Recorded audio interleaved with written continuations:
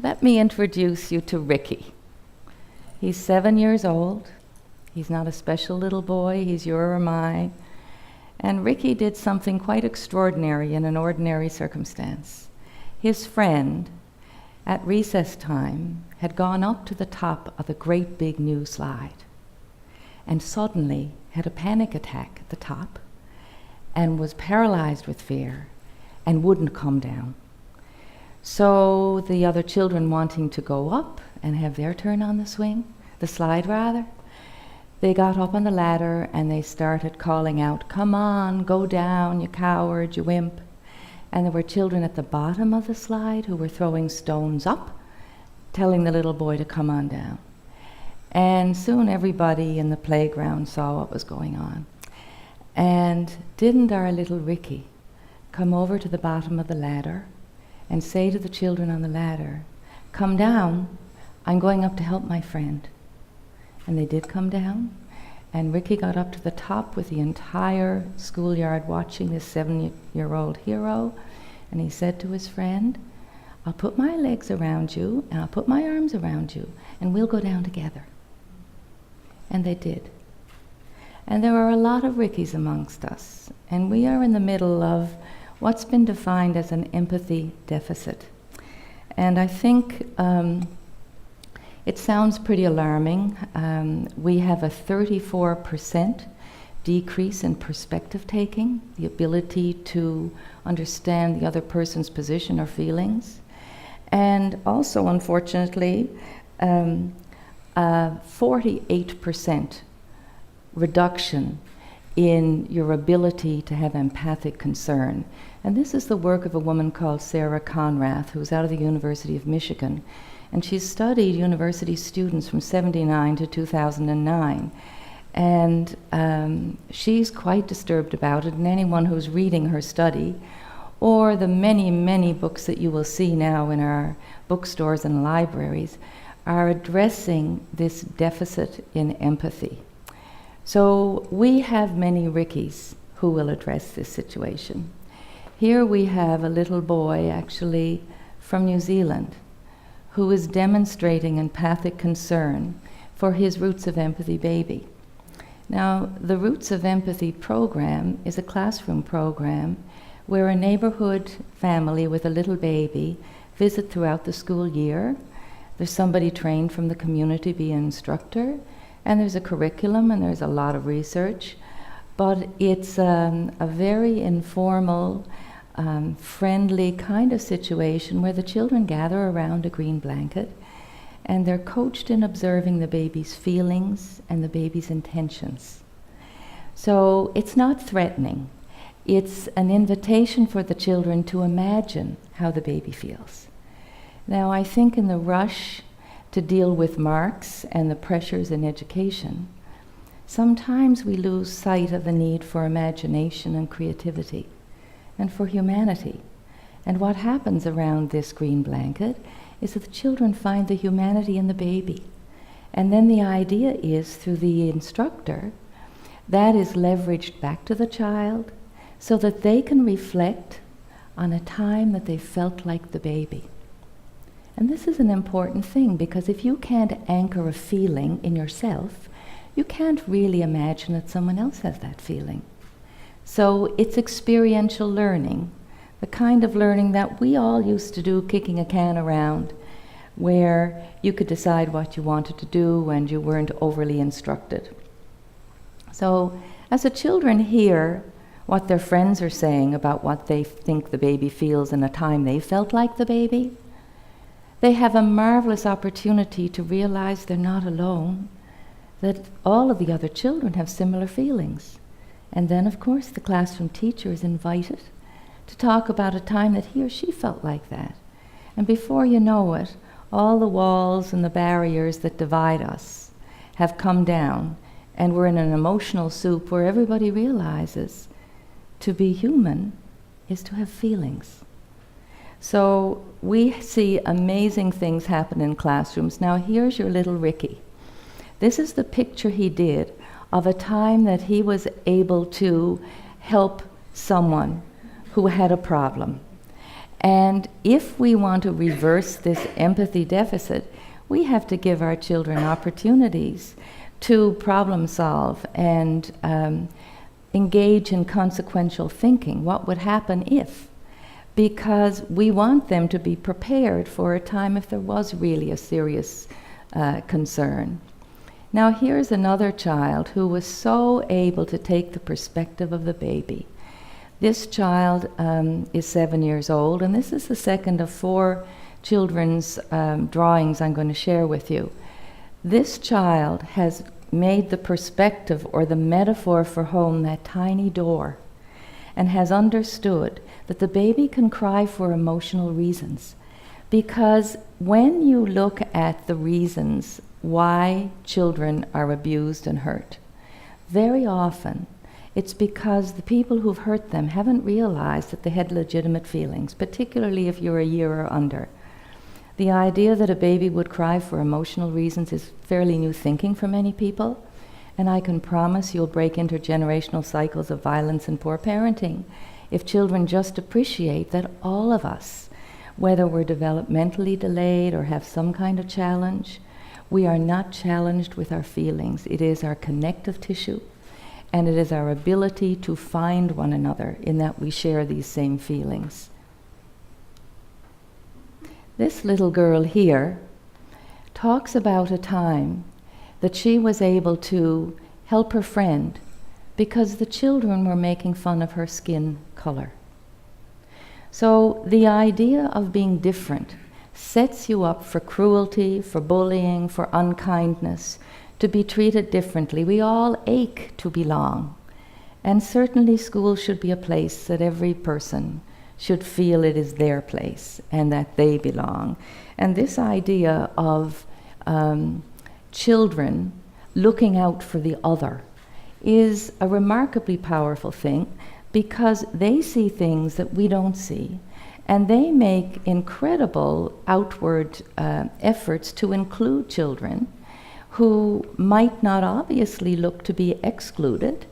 But if you realize how somebody is feeling, and if you know the feeling of loneliness, because there are many children in school who are very lonely, the children take what I call empathy action. And there's a big difference between being able to have empathic concern and doing something about it. You can be a couch potato empathic person, or you can take action.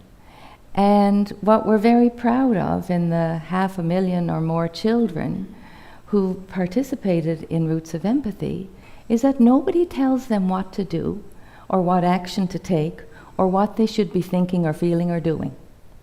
They are the ones who take the action themselves. So it's really very, very encouraging. Here's a picture of a banana. Now it looks harmless enough, but this banana is a picture of stigmatization. The little girl is told by her friend that she eats too much at home. And you can just see she's heartbroken. It's a criticism of her, it's a criticism of her home, it means she's different and she's left out. But when you have emotional literacy, and what I mean by emotional literacy, it's really having the name for the feeling that you have, and being able to recognize that feeling in others and to be able to converse about that feeling. It's completely liberating, and I can tell you we are an emotionally illiterate society. We are tongue-tied when it comes to really explaining how we feel. We have, particularly in our male youth, an epidemic in North America and beyond of children responding to hurt feelings with fists and knives and guns. That if you're hurt enough, you can have a new town where you will come back and get even. So this idea of developing emotional literacy is pretty important. It's the foundational literacy of life. Every child starts life being emotionally literate. In fact, a little baby's body is a theater of emotion. They have no lenses, they're completely out there. That's why we use a little tiny baby. We want the children in Roots of Empathy classrooms to observe and to be able to understand, take the perspective, talk about it, reference it, how this little baby is feeling. And this is something that we find completely reduces fighting. The combination of emotional literacy, which is the affective part of empathy, and then perspective taking, which is the cognitive part of empathy. When you combine them, you have a powerful combination of skills that can be discreetly learned, although I don't believe you can teach empathy. I think empathy is something that's caught rather than taught. But there are parts of empathy that you can have practice with, like perspective taking, and learning the names of your feelings and understanding how others feel. So here's a little girl who said, if I saw someone that is sad, I would let him or her come over to my house. Now, we have genocides, we have, if you want to go back to the last century, you have the Armenian genocide, you have the Holocaust, you have Rwanda, Bosnia, and you have current unrest that could be, I think, classified as genocide, where people are marginalized and ostracized because of some perceived difference.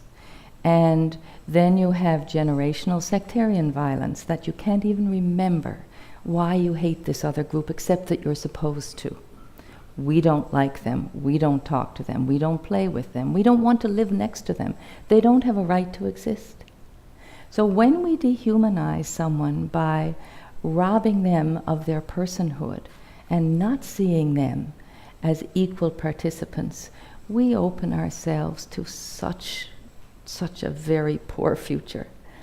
So the children in the Roots of Empathy program are quite remarkable in their capacity to have consequential thinking where they imagine how they will be a good citizen.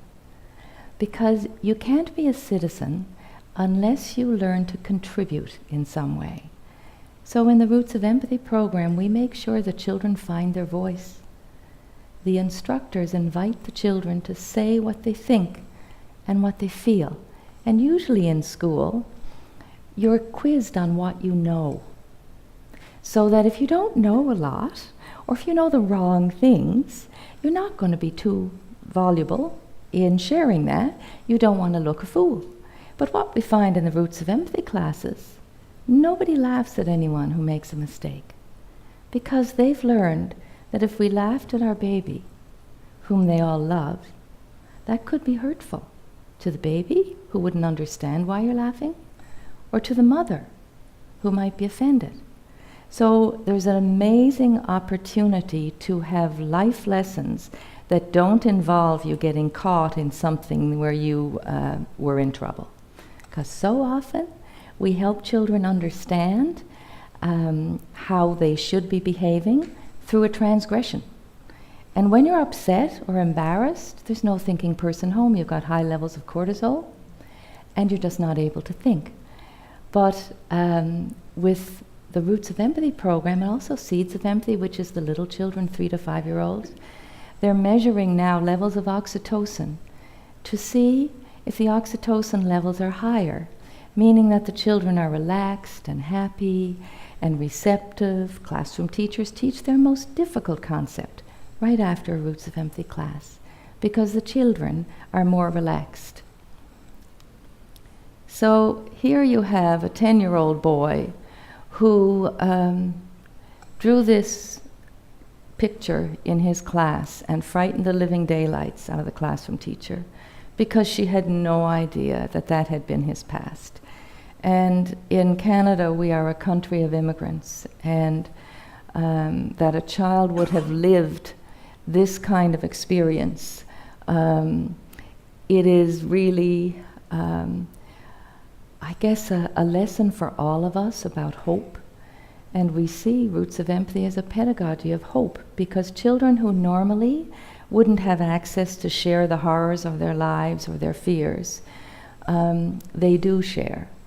And when we say that emotional literacy is the foundational language and the first language, it's universal in that if you were to see, an example might be the Newtown shootings, and we couldn't avoid seeing them on the screens. We didn't need any words to understand those desperate parents racing to the school full of anguish, wondering if their child was one of the victims of the shooting. We felt with them. The other would be when we saw the pictures of the parents who actually got the worst possible news you could get in your entire life, that your child was one of them. We automatically felt with them. There was no language involved, no accents, no curry or codfish. We are one. We are universal in our capacity to understand the other through our shared emotions. And this idea of making a peaceful world together by identifying our commonalities and celebrating them, hopefully will allow us to get unstuck in the intransigent social problems that we have. This is the idea that we can indeed change the world child by child, and that this is the age of the baby who would be starting that work, that they are the tiniest possible little human beings, and in their vulnerability and their complete humanity, we have the capacity to find ourselves and to find the future and to protect the future for them. And this idea that the classroom really is a microcosm of society, and if the classroom is becoming a better, more welcoming, happier place for the child to be, so will tomorrow for all of us. So I wish we all would have an opportunity to see the magnificence of children when they're given the opportunity to talk about how they feel and what they wish for and what they dream, because they do dream for the baby and they give a wish for the baby at the end of the year. And what these little ones wish for the baby really is what should be on every policy table. They wish that the baby would have a good life. And when you ask them what does a good life mean, the children will say things like be healthy. Now, if they're very little, if they're in the kindergarten age, they might say they wish that the baby would get a daddy. Or they wish that the baby would not have asthma. If they're a little bit older, they might say, I wish that the baby never gets bullied.